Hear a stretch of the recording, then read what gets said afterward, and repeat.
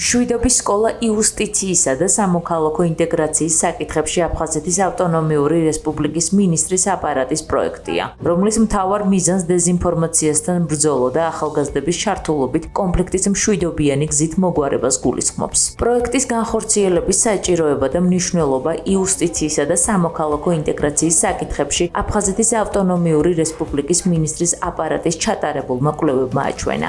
ახალგაზრდები წარმოადგენენ გარკვეულ უნივერსიტეტებს, სადაც ისინი ვალდებულებას იღებენ, აქ მიღებული ცოდნა და გამოცდილება გაუზიანონ თავიანთ თანატოლებს. კონკრეტული დაწესებულება გვაქვს რუსთავში, რომელიც მზად იყო, რომ ეს ახალგაზრდები გადაემზადებინა და მათთვის შესაბამისი ტრენინგები და სასწავლო კურსი შეეთავაზებინა.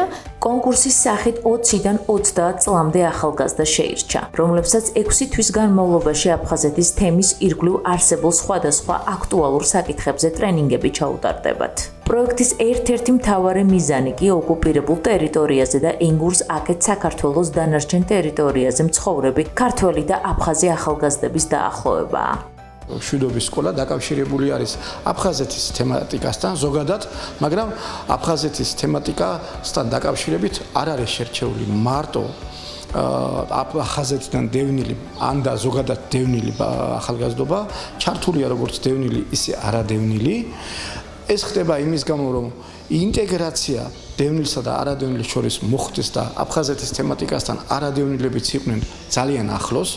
ტრენინგს სამართლის დოქტორი ლევან ჯიბღაშვილი უძღვება. სემინარზე განიხილავენ როგორც ოკუპირებულ ტერიტორიაზე, ასევე საქართველოს დანარჩენ ტერიტორიაზე მცხოვრები დევნილების უფლებებს.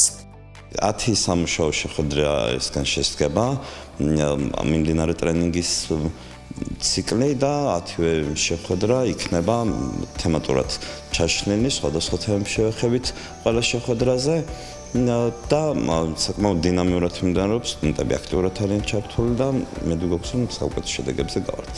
პროექტის ერთ-ერთი მონაწილე მეოთხე კურსის სტუდენტი თამარ ოკუჯავაა, რომელმაც სკოლა აფხაზეთის ოკუპირებულ ტერიტორიაზე დაამთავრა და მისი მშობლების დღემდე ოკუპირებულ ტერიტორიაზე ცხოვრობენ. თამარმა პროექტის შესახებ სოციალური ქსელიდან გაიგო. სამოტივაციო წერილის გაგზავნის შემდგომ კი კონკურსის წესით შერჩეულ 10 მონაწილეს შორის მოხვდა. თავდაპირველად ჩვენ ვყავდა ტრენერი, რომელიც გვესაუბრებოდა უშუალოდ საზოგადოებასთან ურთიერთობაზე, PR-ზე, მარკეტინგზე და ვფიქრობ ზოგადად ეს მიმართულება ძალიან მნიშვნელოვანია კონფლიქტების მოგვარების საქმეში.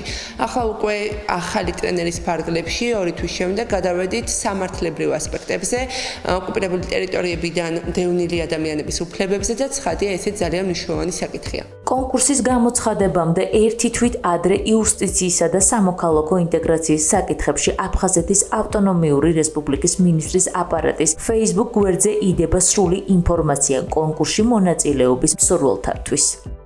ასეთივე ზუსტად ანალოგიური ტრენინგები ტარდება საქართველოს სხვადასხვა კუთხეში, ზუგდიდში, ქუთაისში, ბათუმში და შეუძლიათ იქ მაცხოვრებლებმა იქ შეავსონ